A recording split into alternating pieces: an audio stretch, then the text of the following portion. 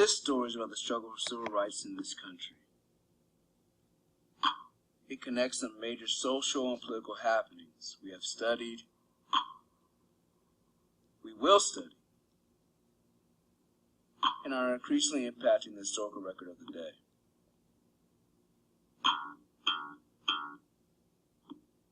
What does this picture remind you of? Slavery was your likely answer.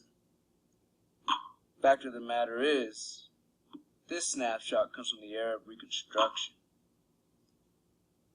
This is an image of sharecroppers.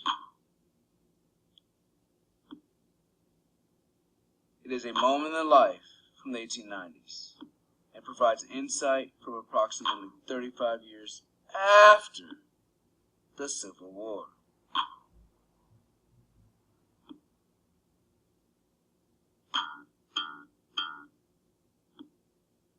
Here is one of the more impactful images from the era of slavery in this country. It had an original caption that was poignant as it read, "Overseer Clarion whipped me. I was 2 months in bed sore from the whipping. My master came after I was whipped. He discharged the overseer." The social and political factors that create a climate of viciousness to exist does not end with the passage of the 13th Amendment. Fact is, social political bondage existed long after slavery was abolished.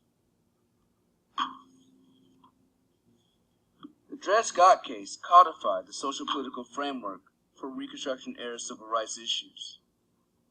Scott was an enslaved African in the United States who unsuccessfully sued for his freedom and that of his wife and children.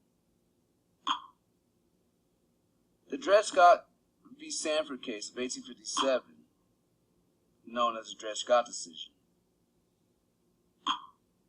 had Scott claimed that he and his wife should be granted their freedom because they lived in Illinois and the Wisconsin Territory for 4 years, where slavery was illegal. The Taney Supreme Court thought otherwise, and ultimately decided that no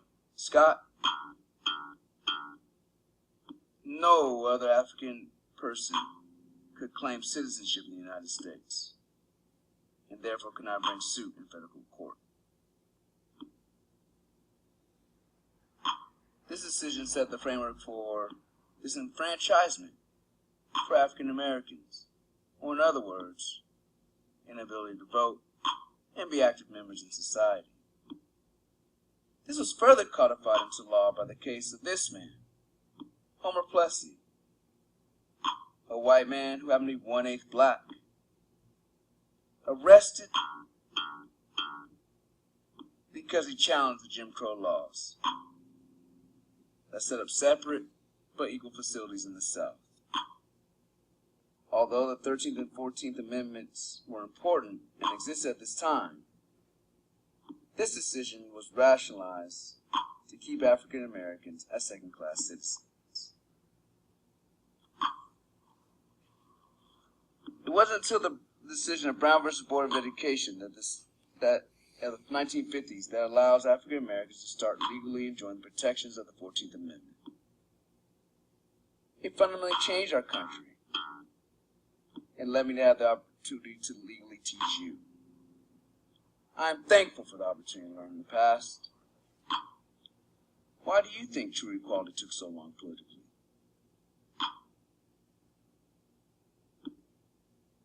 Unfortunately,